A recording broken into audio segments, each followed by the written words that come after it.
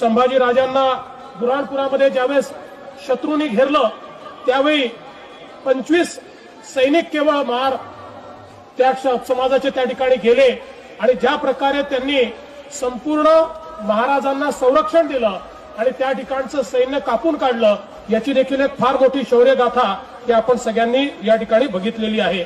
आणि म्हणून आपण जर बघितलं तर मोगलांच्या नाकात दम आणणारे नागेवाडीचे महार आणि मौजे वेलंगचे सिद्धनाथ महार यांचा देखील एक अत्यंत गौरवशाली इतिहास हा आपल्याला या ठिकाणी पाहायला मिळाला आहे।